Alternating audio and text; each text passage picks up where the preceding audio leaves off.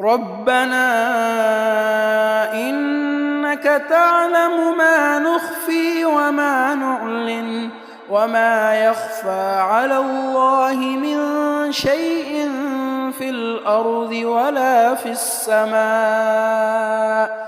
الحمد لله الذي وهب لي على الكبر إسماعيل وإسحاق